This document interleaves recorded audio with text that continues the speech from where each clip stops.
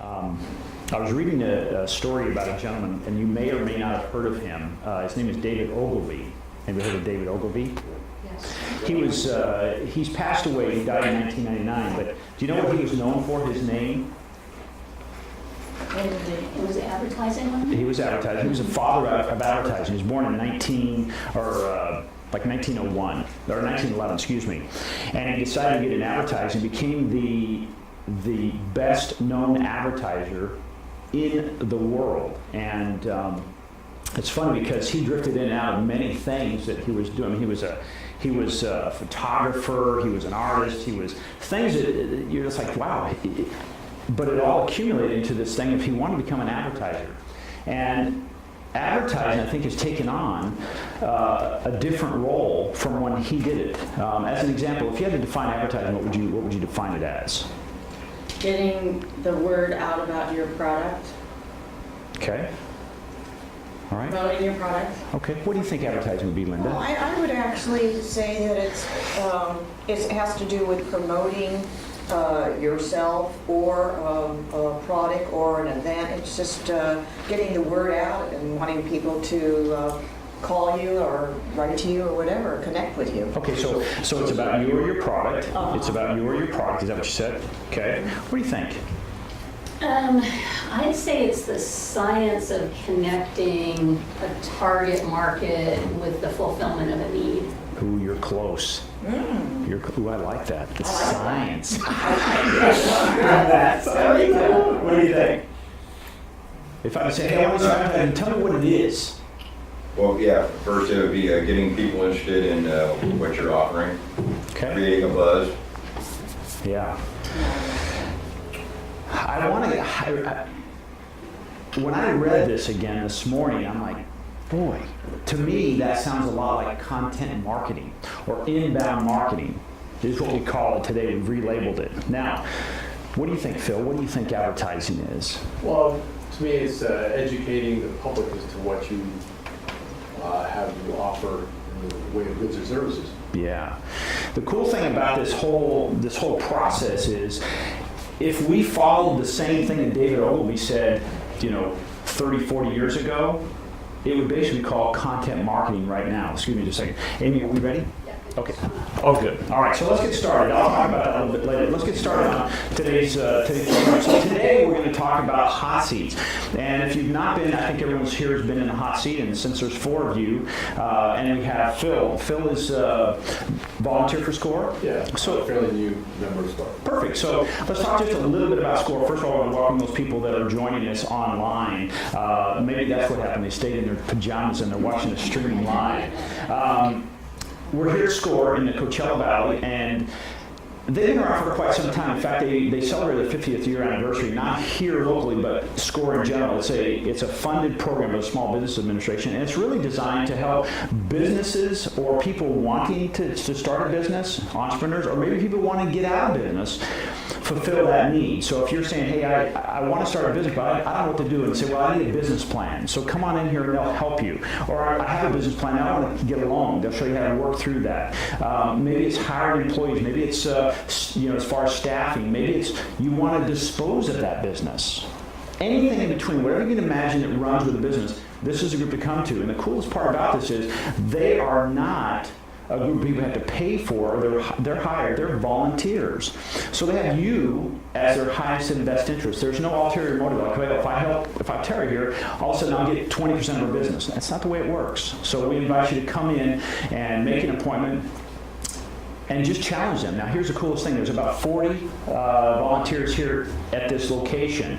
If for some reason you come in, and let's say, for instance, you come in and you're looking for something specific, but there's no one here in this office that will help you with that, there are about 13,000 volunteers nationwide that they'll connect with you, and if it needs to be a phone conversation or a Skype call-in, then you guys know how to do Skype, right?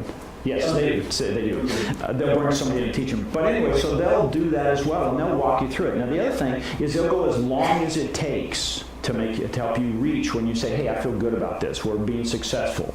And so we invite you to come down and do that. That's here at 43100 Cook Street in the Whitewater Building in Palm Desert.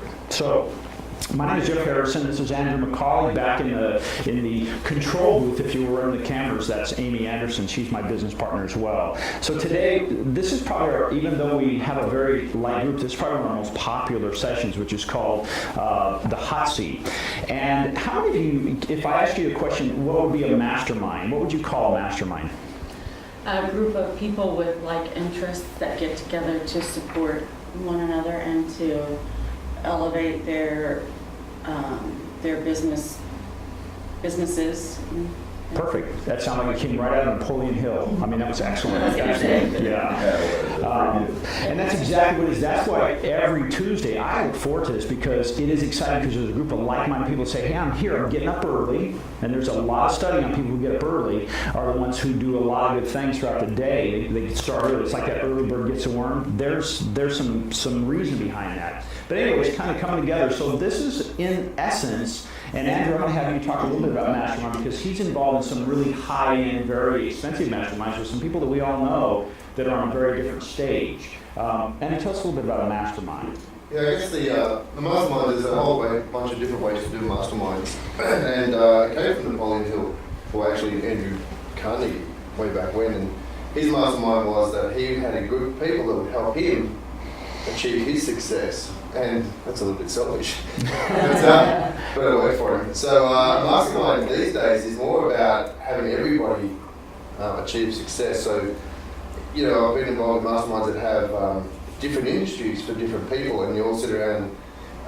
One person might get up and say, okay, here's my problem, here's my business, this is what's going on. And from different industries, you're getting different feedback about what they're doing to achieve success. So you can take some cross-sectional information, if you like, from different industries and apply it to yours.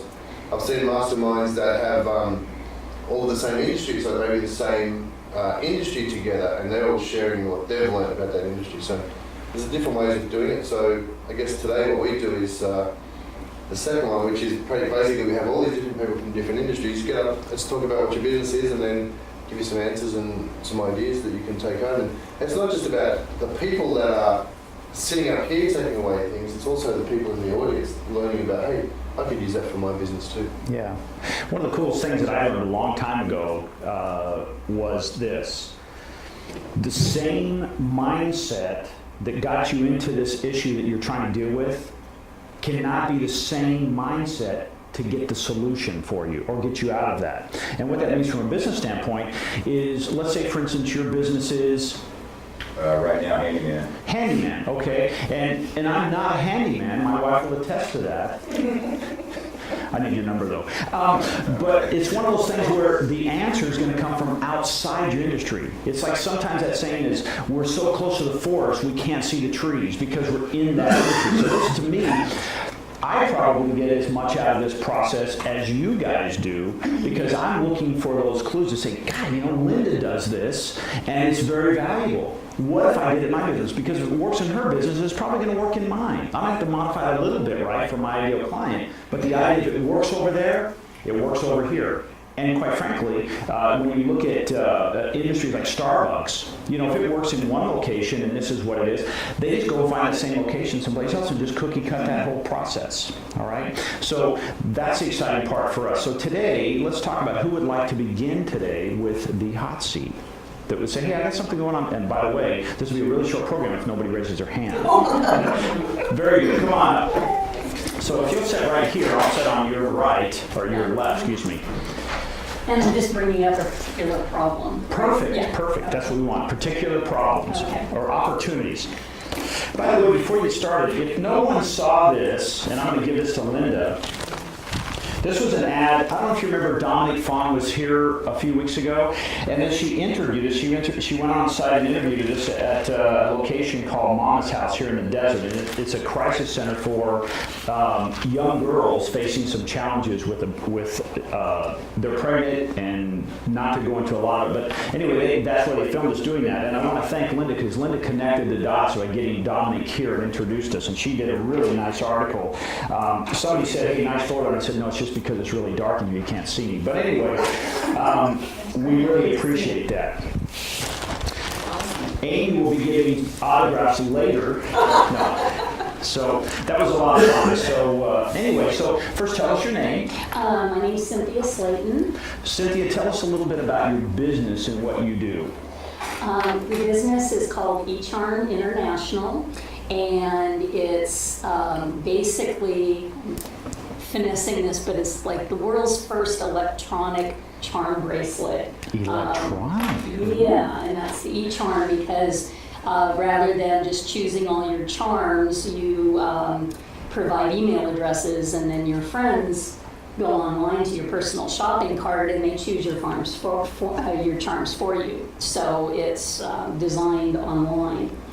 So I don't know if that tagline really works. I'm kind of throwing that around. But the E was for the electronic email nature. So that wasn't really the problem that I was going to present. But Is that your website? yeah, that sure is. Yeah. Oh, that's cool. So what I'm dealing with right now. Spooky, isn't it? Yeah.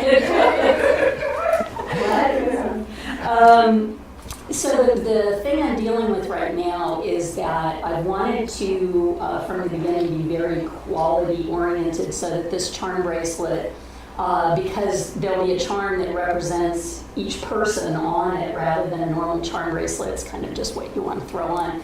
That they can actually be handed down as heirlooms. So for bracelets, I think especially the women, have all had the experience of buying a base metal plated bracelet that you wear every day, and then it starts, the finish starts wearing off. So that wouldn't happen. I'm doing stainless steel, which is hypoallergenic, which is no plating, 14 karat gold, which wears like gold, sterling silver, and 14K. So what I'm trying to grapple with right now is how I get across the fact that you can wear this bracelet day in, day out, and that is never going to come off. Whereas some of my competitors, like say Juicy Couture, you can have a charm bracelet with just one charm and it's $70, but it's a base metal that's plated. So I was kind of throwing around ideas, do I have a little comparison page, like, here's the Juicy Couture bracelet, it's a base metal, here's an origami owl locket, it's a base metal, they're gonna wear. So do I do a comparison? Do I kind of say circle/plating? Because it's a quality statement and it's very important to justifying the price and that it can be an heirloom, I've got to put it forward, and I don't really know how to approach that. So that's the issue that I have. So so what I hear you saying is you want to set your product apart by defining the quality of your product. Yes. Okay. All right. Is that what you guys hear? Mm-hmm. All right. Now, price-wise, when you said $70 for a charm from Juicy Couture, right? I mean, that to me, I don't wear a lot of charm bracelets, but that seems pretty pricey. Is that the normal price range for something like that? For a fashion piece that carries a fashion brand, and that's for the bracelet and a charm and their little tag. Okay. So, anywhere between 50 and 70 is not uncommon for something like that. So it's really a piece of jewelry then versus it's a toy. I mean, I see the kids, because we work with kids a lot, that they wear these, but they're more of a toy kind of thing. It's like what we say, costume kind of jewelry. This is not that case, correct? Well, the problem with the jewelry, it's either people kind of say sterling silver or 14 karat, and then everything else is kind of costume jewelry, but there are grades. So a stainless steel bracelet that's never been plated, never going to wear, that's why all the religious jewelry and piercings and all of that.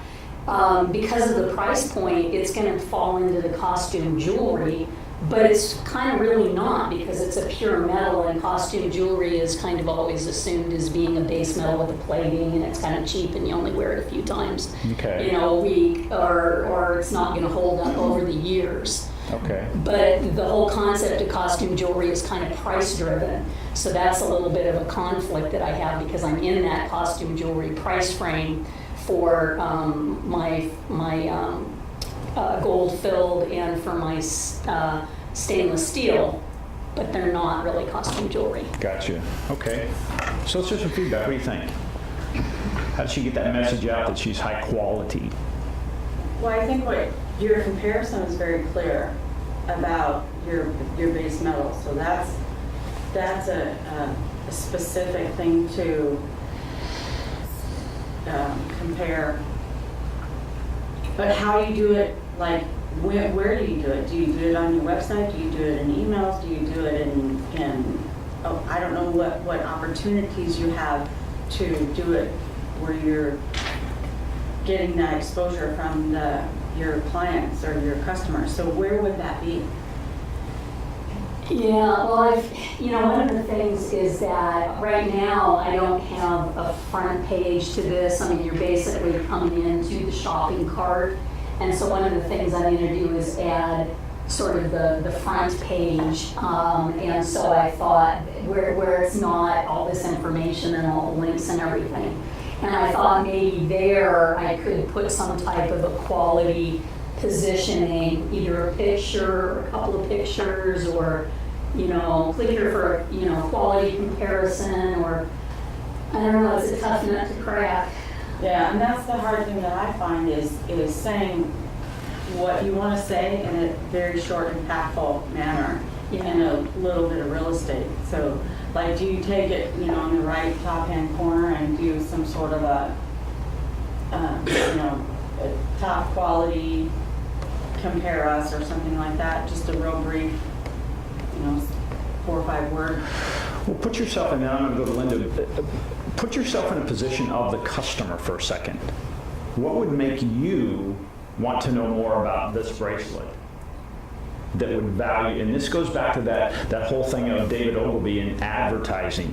It's not about my product, it's about the information you're looking for that will allow you to take action on my product. And so many times I think right now, if we look out in the marketplace, it's about my product. How good my product is. Instead of saying, wait a minute, my product, this is what it'll do. What are the benefits of having, as an example, this could be a headline, you might write this down. The benefits of having a non-plated bracelet. No more green wrists. Yeah. You might say the top 3 reasons why the top 3 reasons why a plated bracelet may not be right for you. Right? And then you put that in there. And if you're looking for more information, if you're looking for a non-plated bracelet that won't leave those, that will overcome those 3 things, click here, and then it takes you back to the home page, or it takes you back to an opportunity to see the product. Does that make sense? Because isn't that really, you're not interested in buying something, you or Linda or anybody else, putting a bracelet on there that goes green, or that starts flaking off, right? So that, I think, is what we have to start moving away from, is me just telling you about my product. We have to say, here's a challenge we all face with a plated piece of jewelry, and here's a way you can overcome that, right? Linda? First of all, thank you for being here, and I congratulate you on your endeavor. It's very exciting because it's different and unique. Thank you. I've done a lot of things in my life, and one of my very special things is working in the jewelry business, high-end and costume jewelry. And a lot of people know because I'm always wearing different stuff, because I enjoy it. First of all, I would recommend you studying that industry a little bit more to see a comparison about how they're doing it. Because some of these people that you just mentioned, the Juicy Couture, there's other ones, Jessica Simpson, these different brands, Monet, Liz Claiborne, all of them, and they're doing quite well. They go through the regular department stores and other stores and things like that. But you have a unique idea. It's very different. It's the idea of the heirloom, and it's the idea of tapping into your friends. It's just different than most pieces of jewelry. So, and then I want you to investigate that, and there you're going to want to build your brand. And maybe, again, it's testing the different marketplaces, getting involved with the different shows. We have the Wonderful Women Show coming up here in November. It's a 2-day show. You could become a vendor. You could test it that way, because there's going to be a lot of women there, and properly set up your booth and stuff like that.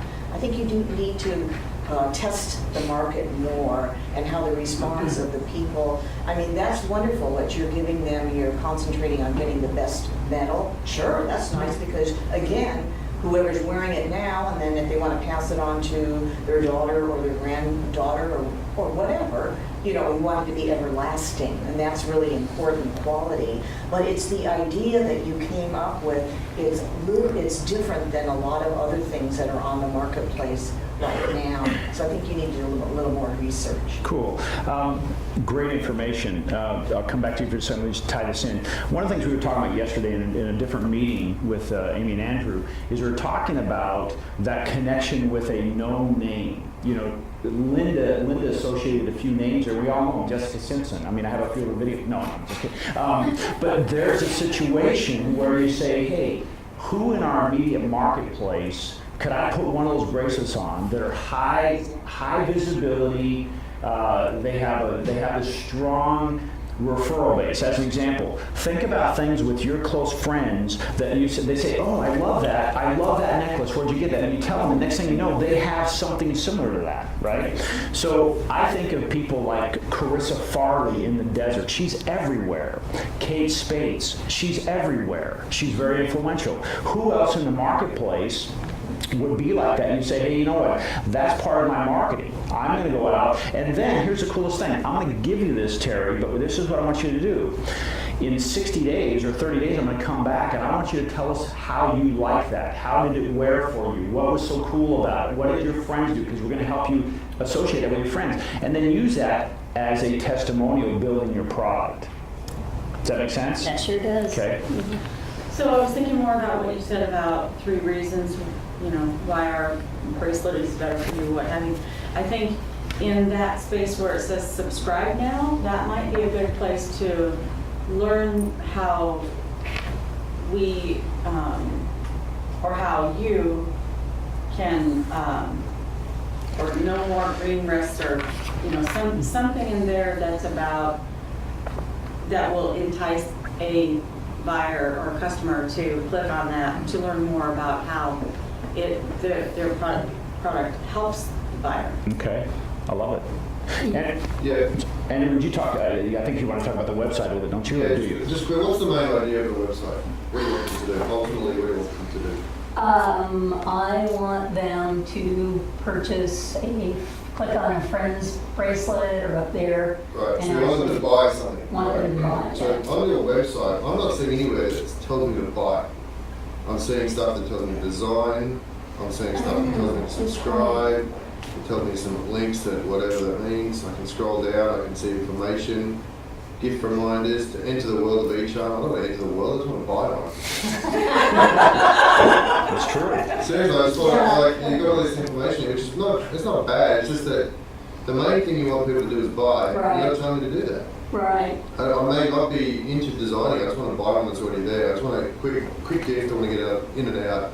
But nowhere is there a place that says, buy now. I think up here you need a big button that says buy now, or somewhere at the top says buy your first bracelet or buy your next bracelet here.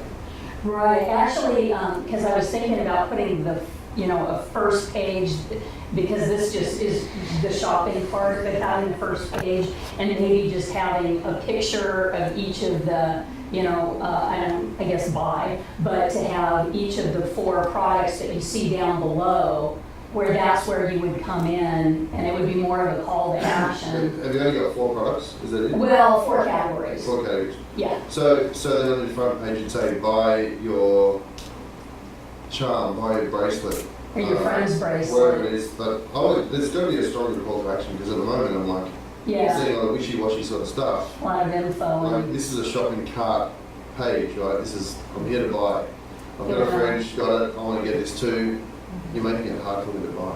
One of the things I'll say to that is, this is through GoDaddy, and I did that because I had to custom do a Zen card for the actual, purchasing of the charm, so I wanted something easy. But the problem with these sort of canned shopping carts is, you've got your homepage and that's it for your information. And then you've got, like a couple of little pages, but they're... You can have another page up here though, right? up the top here, you can add another one. Well, you can't really add additional pages to the canned shopping cart. It's sort of just set up as a shopping cart with privacy policy and things like that. So I have to add a front end. And that's how this, yeah, well, and it's just for, you know, and that was one of the critiques, which is why I got to put a front end, because it ended up with all this information, because I had nowhere else to put it, really. But I take your point that this got to be all. Well, you can even just make this headline, buy your stuff now with a big link. Now you can insert little images like you have here, make that image, don't take that image, but you can put another image there and say, buy your bracelet here with the image and click straight to the shopping cart. Right, and just go right in. Okay, that's, yeah, I appreciate that. Yeah, it makes a lot of sense. Wouldn't it also be good to have some video in there to show what it looks like? Or have somebody that's going to speak about it? Video is just not very powerful. Yes, Well, the person that said testimonial that said, I've had it now for 90 days and I'm getting good comments. I mean, the video is very strong right now, and most websites now are moving over to adding video on there because it makes your point a lot faster, because instead of reading something you don't want to look at, it's easier. yeah. Yeah. I have a specific question is, how are people finding your site? What are you doing to get people to find your site? Because you've got a site, it's up, it looks, you know, there's some changes that you made, but you've got a site active. How do people find you? Well, actually, I've got an investor, which I'm very pleased, Cool. and tomorrow it's all getting finalized, so I'm going to get an influx of cash, which it's been dwindling out, so I put my Google ad and Google Shopping on hold because I didn't have the money to commit to it. So I actually went to a fashion accessory show, didn't kind of feel like, because mine, it's an online concept, it's an electronic concept. I don't know that like craft fairs and things like that are really the best way for me to get the product out, because it's hard to make it work in that environment. So I'm looking to invest mostly in, you know, Google AdWords to get the video up there so I can get on one of those first pages like you guys showed a few weeks back. But to do, and you know, the social media, to look into the Facebook ads. So I'm looking at doing pretty much exclusively, other than maybe the Desert Women show, because I'd love to do something like that. But basically, you know, doing online advertising. I'd love to hear some comments from that standpoint. Andrew, I'm thinking, you know, creating that video, she can't do it right now today because she doesn't have that. I don't think you have that person out there that you've put the on that said, hey, this is somebody local, we recognize, we can associate with them. They're a very attractive woman, and I can associate with that if I'm in that like category, that you can put that video up there. And then when the video ends, I think it takes them to a landing page, because now you can control that landing page, and then it clicks through to their shopping cart. I mean, with that, and even on that landing page, it could be that 3 reasons why, or this is the value of this, that type of thing. What do you think, Andrew? Yeah, I think that's a good idea too. And I think when you said, you know, going to those physical expos is probably not going to work, you can still take a couple of iPads and some laptops, and people can go to your stand or your booth and still order them online while they're there, but you can explain to them what's happening while they're there, so they get to see what's happening, rather than, because I know you say you can't build it while they're standing there in front of them, but you can get them to order it. So maybe you could use that, set up a couple of little stations at a booth. Let's say it's an expo that is really your target market. Then I don't think there'd be anything wrong with setting up a little booth to say, hey, here's an iPad, here's how you do it. I'll walk you through how to set one up. Look at this bracelet, look at this charm. You can get this one here to your friend and tell him it'll be X amount of dollars. Just order it while you're standing here. Do you feel that, and I've gone back and forth on this, that someone in an expo would have all of the email addresses? Now, a lot of people have their smartphone, and boom, there's all their email addresses, but it kind of assumes that they're going to have all their email addresses and that they're going to want to sit there and decide who they want to have and pull all those email addresses. And I was a little concerned about in an activity environment that someone would want to do that. And I'm interested in what you think. Walk me through that process. What do you mean by that? Well, so they say, I want to order this, and it says for charm 1, enter your email address for your friend. So they have to have their smartphone with their email addresses and their contacts, and then they could just say, well, I want Sue to do one, and here's her email address, and enter it in. But a few people who were older who didn't have smartphones said, well, I couldn't do that because I wouldn't have my email addresses at a craft fair, and so I was So like, did you collect their email address and you send them an email when they get home to remind them? yeah, I thought about buying like with a gift certificate, we do 10% off today, buy it, you know, when you get home. No. I just say, look, you Take know, your email if you address. haven't got your friend's email address right now, give me yours and I'll send you the info so you can click on the link when you get home. There we go, okay. And that way you don't want to forget.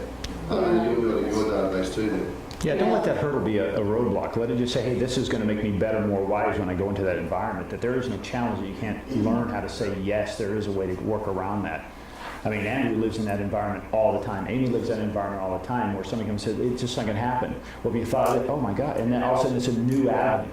Right. And you're saying, God, that could turn out to be that mainstream versus a resistance. And that's the cool thing about a mastermind is maybe we didn't see that. I want to hear from you back there, the guys in this whole process. What do you think about this? Well, I think I was just thinking when you guys were talking earlier about the quality and not turning your arm green and things like that. That you should have a space up there, there's a blank space in that upper right hand corner right there. That's totally blank.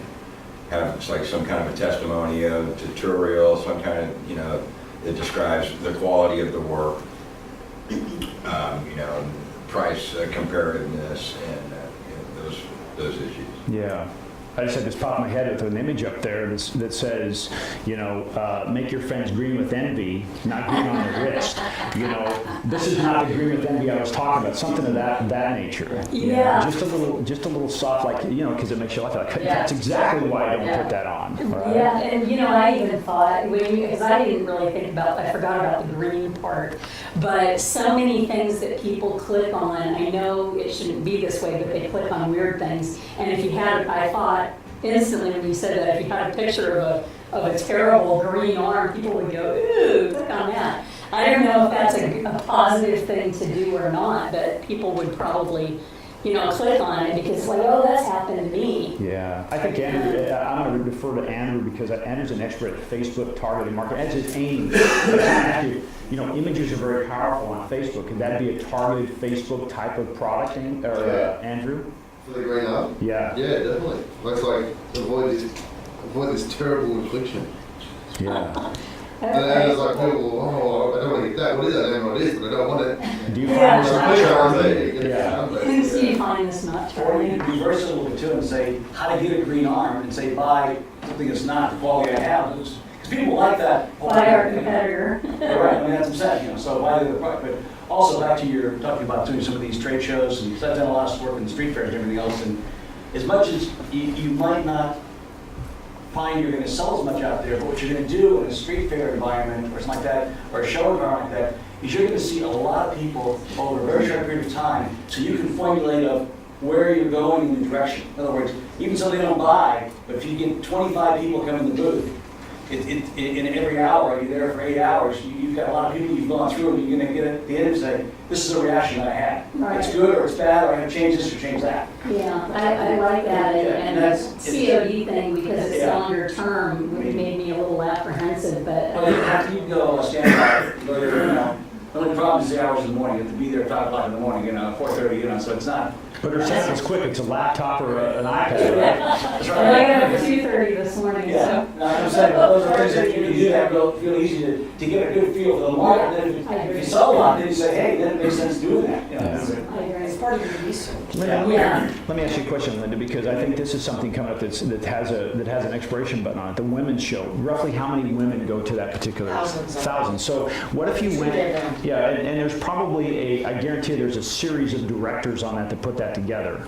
Absolutely. Right? So what if you went to that group and said, hey, I would like to give you this to wear, and pick out the ones that are most influential. I'm sure that their names are somewhere on that Well, there's website. actually, right now, they've got a Lamar out advertising board with about 4 or 5 women in a car, like waving, and they are the key ladies that have put this event together.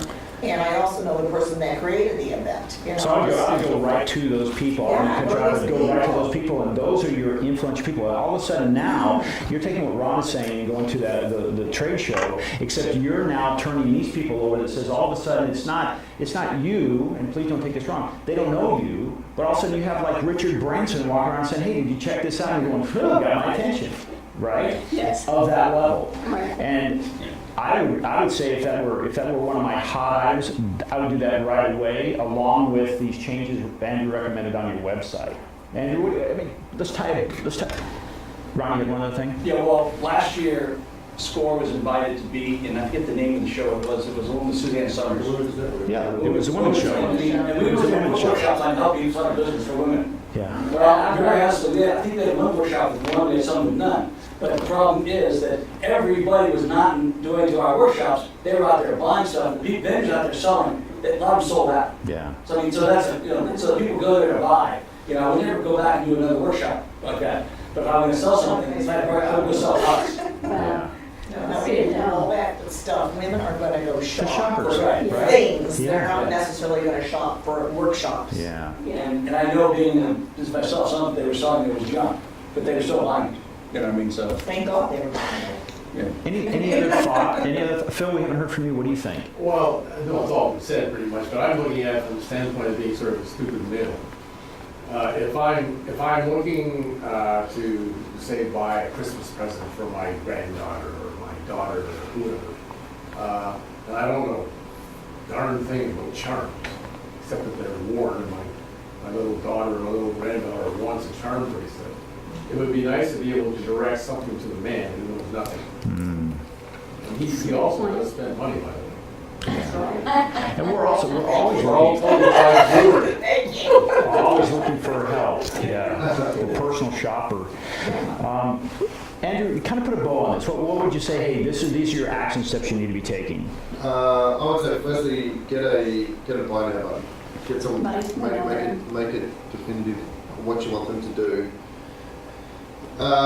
If you can use a video as a comparison, you may not want to say names, but you can say other leading brands, this is what it costs, or this is what you get with your purchase. You get a green arm as well, and that sort of thing. So give it a comparison, and if you can put a landing page on it and start collecting some email addresses as well, I would do that. Cool.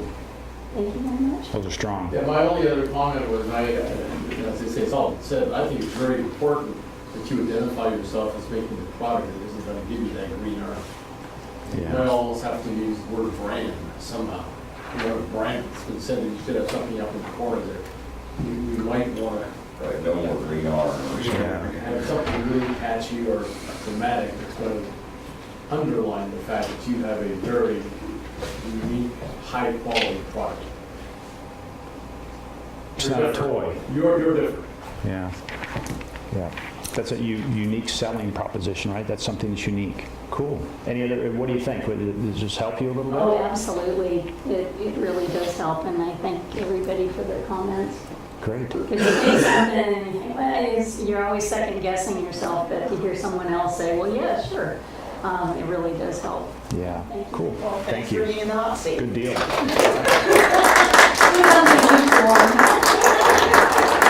Okay, we have time for a quick one. If anyone else would like to come up, anybody quick out there?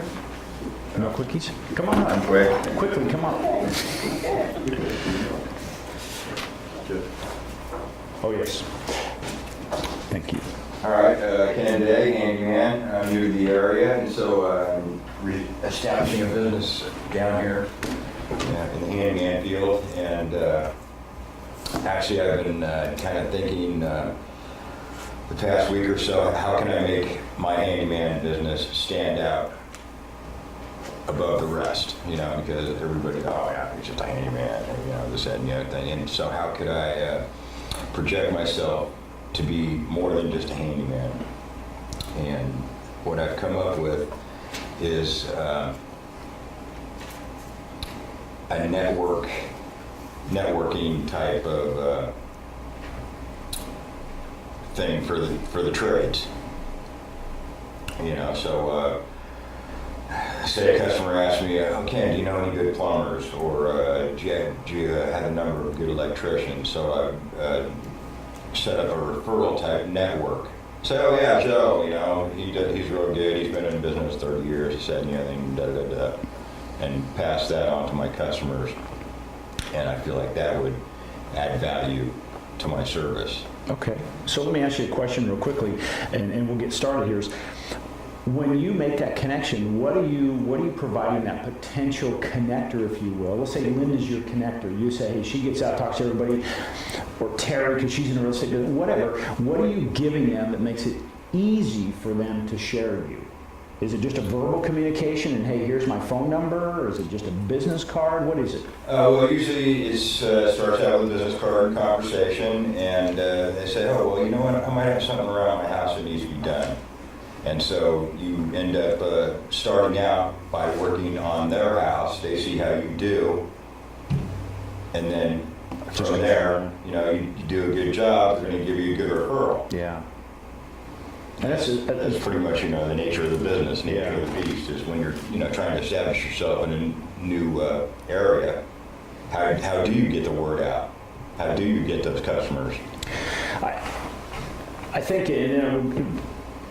I think if you establish, hey, this is what, and I'm going to go back to what Phil said, what's your uniqueness? What is it that you do that you could state that may not be unique, but the average handyman never tells anybody. I remember back a long time ago in a former life, I started in sales, and I knew more about my competitor, or I knew as much about my product and the competitor. In fact, I knew more about the competitor's product than the competitor. And what I did is I made it focus and point out the things that we offered that I knew our competitor did not. And oftentimes people would say, well, what about so-and-so? And I said, I don't know, but all I know is we have this. So they go down there and ask that and say, well, geez, they don't have that. And next thing you know, they'll be back, or they never had to leave because I already did the comparison for them. So I'm curious, do you have a list of 5 key points that make you a superior handyman? High quality, attention to detail, fair pricing. But do you have that written out that you can say, hey, I'm going to hand that to Andrew, just a little, like a 3x5 card, and give it to them so it's easy for you to share. Right. And so then it's like, hey, what makes Ken unique? Boom. What makes Ken worthy of referring it to a friend? And then flip it over, and there's your 5 key points. But make them stand out. Okay, that's just something. Linda, you were first, I think. Okay, first thing comes to mind, first of all, there is a wonderful company out there doing what you want to do, called the Handyman. I would research what they're doing, what he just said. Then there's other ways of putting your work out there in different publications. I live at Sun City. They have their own directories. They have their own website. If you get into that situation, it's called Ruth Bliss, that you will be looked at first before anybody else, because you've already, let's say, you've gotten in there, you've done the work, you've done a fine job. The people talk online about you. There's that one way of doing it, that one list, the directory. There's the Jocelyn Senior Center. There's all these different groups out here that if you go out there and just maybe do some free work at the beginning. Right, exactly. Okay, to prove yourself. Yeah. They just put on a brand new roof, and they got all the materials for free, and things like that. But you prove yourself. Your customers are there too. Yeah. Their customers are all over the place, but you have to do the work to, like he's saying, to show that you're so different and you're so unique. Then why would I want to use you over how many other handymen that I know? Right. I was a property manager in another life too. So there you go. You can connect to the homeowners associations. You think real estate. You think about who uses somebody to do what you do. I don't know how you have time to be here, Ken. Yeah, the churches, the temples, the schools, all that. Right. Good, thank you. Do you have something on your car? Right now, I just ordered up some cars, and so I'm waiting for them to come in the mail. No, she said something on your car. The most something important, on my car. the most important thing that you can do, the cheapest thing you can do, is order a sign for the side and the back of your car. Yesterday, I was looking for a Brilliant. handyman, and Armando, handyman, had it painted on the back of his windshield, and I'm thinking, okay, I gotta call Armando because I need a handyman. But the most important thing is when you're in a neighborhood hanging somebody's ceiling fan or what have you, and they're walking their dog, they're like, okay, oh my gosh, here's Ken. that far and away, you're gonna get your 80% with that. Brilliant. Oh my gosh, that's. I would endorse that 100%. I live in a country club environment, and it goes like wildfire through there. Yeah. Somebody comes in and does a good job. Yeah. When I want, brilliant. when I want a Right. service, like I was working out in PGA West, when I wanted a service, I got in the car, drove around. And I looked for trucks, and if they didn't have something on their car, I looked to see what they were doing. Oh, you do power washing? Hey, can I get your car to do power washing? Right. So far and away, something on your car, and then put business cards, put a little plastic clip on your window so that people are a little tear this number off, so that, because people have a hard time remembering the telephone number, and if you're not on, easy to find on search, then just getting a card from your car or number, then Word of mouth is powerful, If yeah. you're going to get to lunch and then they don't know who owns that truck, they can go get that little card off of that Totally. container. Right, okay. Another thing is if you want to target the trades, for instance, I ran an electrical contracting company and there would always be drywall patching that electricians don't want to do, and so they'd say, hand off a card and say, here, call this person, they'll come and patch up. So for electricians, it's probably drywall. I don't know, power washing maybe for landscapers who, you could approach landscapers and say, hey, I can, go in and do a quick power wash when you're all done, or something like that. And then that way, when the trade leaves, they hand off your card, and the majority of the time, the homeowner is going to want to get the holes patched right away, and, we'll do that. So Yeah. that's another way to go. One little piece, and I'm going to give this to you real quickly because we only have a couple minutes, is we already know people are searching a ton on the internet. First of all, I have to agree with what you said about the sign. I mean, that's how we hired our handyman. And since then, he's done lots of work for other people besides the lot of work he did at our home. I mean, he replaced all the windows in a home in Bighorn. It's about 10,000 square feet. He did that. He made a lot of money. And our client, or my wife's client that he referred to, or she referred to, is extremely happy. So, and I guarantee you, it's like you said, it's like a wildfire. I mean, wouldn't you like to be parking in there and have your sign at Bighorn, all of a sudden everybody comes by and says, hey, who is that?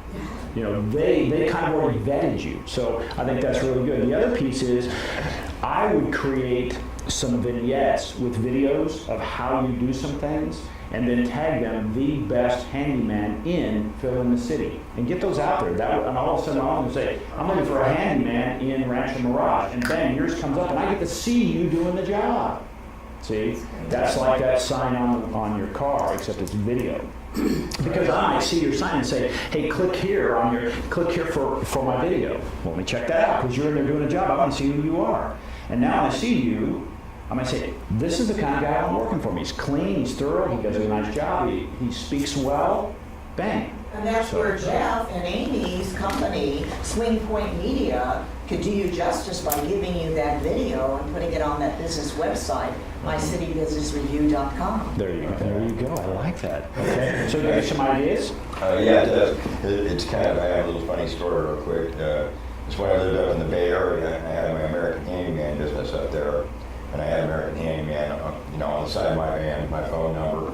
And I'm driving home one day, and all of a sudden I get a phone call on my cell phone. And I usually don't answer my cell phone while I'm driving. I don't like talking and driving. And anyway, so yeah, so I decided, since it wasn't real heavy traffic, I said, okay, well, I'll pick it up. So I pick it up. Hello, American Handyman. This guy says, yeah, do you do this, that, and the other thing? Blah, blah, blah. Yeah, sure, He says, yeah, I'm right next to you on the freeway. This guy's on the freeway calling me up. Yeah, so what do you do? This, that, and the other thing. I was like, well, I really don't like talking on the phone, while I'm driving. Can I call you back in about a half hour? Oh, yeah, sure. And so sure enough, the next day, I called him up. He had some work. Went out and did it. How cool is that? Yeah. So, I think sometimes if people can't get a referral, they feel a confidence in serendipity. It's like, oh, I need that, and then I see the sign. That's even better than a referral. That's sort of come to me, and I think that the whole thing plays into that. Yeah. Because everybody's looking for a referral for handyman, but you forget, and then when you need it, Right. Yeah. Yeah, you're a very person. Andrew, any thoughts? What if you just real quickly you Googled handyman in Palm Desert? Can you do that? Oh, unfreeze.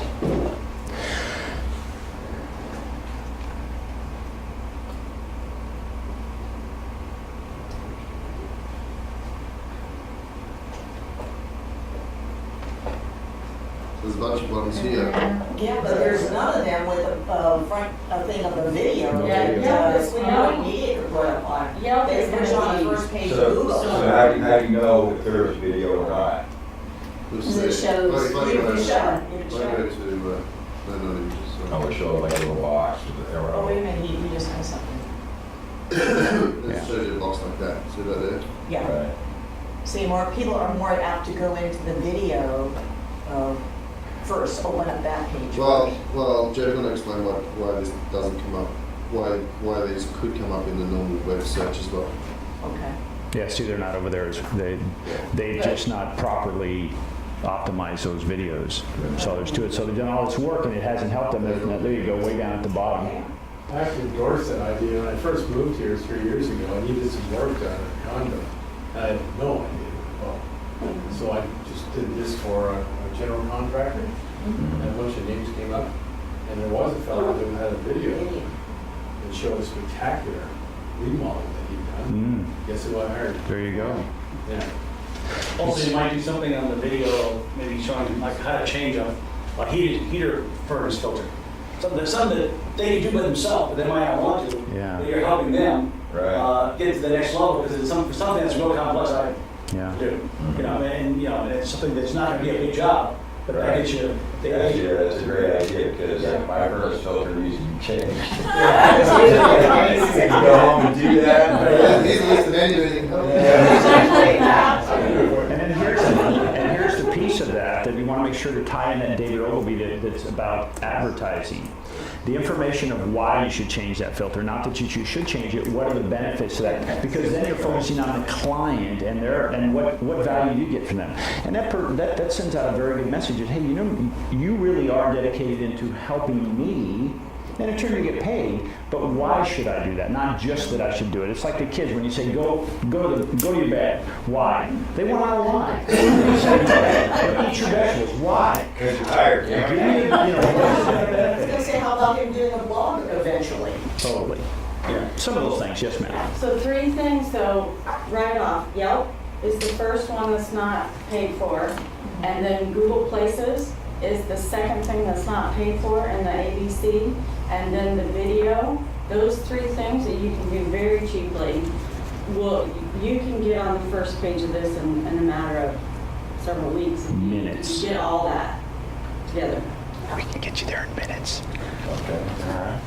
So, but you're right, absolutely. So, does that help you a little bit? Yeah, it does. I think, in my opinion, and you guys correct me if I'm wrong, a handyman should never be stagnant. You should be busy all the time. Yeah. All the time, because I mean, we have stuff all the time. Our handyman worked for us there was a list of things that I had to let go bad, and then it was because it was like, it was intimidating for me to do this kind of stuff. He worked for us for probably 6 solid weeks.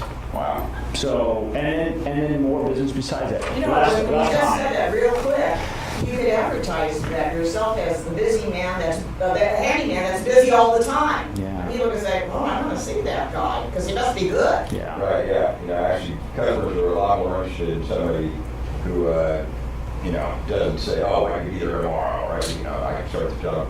They want to know that this guy is busy and that they're going to have to put on a schedule, and I'll wait for you, because you're good. right, yeah. That's right. It's the old adage, if you want something done, get someone who's busy to do it. That's right. Cool. Well, thank you very much. You got some action steps to take? Yes, I do. Get that car magnet. I do that There you go. today. Yeah. I leave here and go right to Vistaprint. Vistaprint. Mr. Frank. There you go. Yes. Could something like, what, $20, $30? You do magnetic ones, right? Yeah. You can take them off when you don't, when you want to change your job role. I didn't realize that. I bolted mine on. That was a problem. That wasn't the problem, was the other, because the wrong person's going for it. It was a test drive. Yeah. I didn't want to see that stay out here. All right. Thank you very much. Now, for those of you you came up here today, we have two, it's a little different, we have two very special gifts for you. Ron, would you tell us a little bit about the gift certificate? We're going to do now something new. We have gift certificates to go to a SCORE workshop. So any of our normal workshops, we have 2-hour workshops that are held typically on Wednesday or Thursday nights. Coming up, we've got one coming up on the 4th, which is about direct mail marketing. And then on the week after, it's on internet security. Okay, and then there will be some other ones coming up. They would pick for the Facebook marketing. Yes. Yeah. Saturday. Anyway, there's going to be a workshop some Tuesday night in September about basically Facebook for business. And some of the new things are going on right there. So there'll be, yeah, the 23rd is the 23rd, yeah. Cool. And then after the 23rd, there's going to be another workshop that we're putting on with Andrew. It's going to be a 2-day workshop and get into details of being able to how to really manage and market your products over Facebook itself. Yeah. And that's, I don't have the exact dates, but they're actually in the lobby. And also, besides that, Jeff and Amy are putting on a detailed workshop for 2 weekends about how to do your own videos and everything else. So we from soup to nuts how to do the whole thing right there. Yep. Cool. Thank you. He's out of the car. Next week, we have, our topic next week is email marketing. And, some people think email is not effective. Well, I tell you what, your ROI on email marketing is still running around 43 to 4,500% of return on your investment. The other thing is, when you look at things, and it's not a negative, it's just a fact, when you look at paid advertising, let's say through Facebook, and you might get 1 to 3% return on your click-throughs. With an email database, and you're communicating with them on a level you need to be communicating with them, not spamming them, but really giving them valuable information, it moves it from 1 to 3% to 10 to 20 to 30%. So it's a huge difference, and once you have the database, it really costs you nothing. So email marketing, if you're not using that, boy, you need to be using that. That's why collecting those names are so important. When they come to see you, if you're going to share valuable information and you want more, click here and get an email. So this is email marketing and list segmentation. Tell me about list segmentation real quickly. Just a real quick high 35,000 Basically, how you segment your list into the right audience so that you're not sending emails to people that are looking at it that's irrelevant. So you want to make sure your emails are going to people that, even though they're on your list, there's certain, you may want to have an email that's targeted to males. You don't want to be sending emails to females. Emails to females. If it's not clear. Perfect. So, and that will raise your open rates and your click-through rates even higher when that message is really directed for people looking to buy charms or people needing handyman services, whatever that may be. Okay? Did you guys enjoy today? Very much. Good deal. Thank you very much for coming. We'll see you next time. Before we get off, do we set up forms for... Also, if you'd like to give a testimonial, we'd love to have a little testimonial. We use that to obviously promote our program. And we'd love for you to invite a guest. Bring them, tell them how much you like us. And if you need a magnetic sign on the car, I have some in my car about joining us on Sunrise Investment. Just drive around town. That's all we have to. At least put 100 miles a day on your car. No, I'm just kidding. Thank you guys very much for coming. We'll see you next week. Thank you.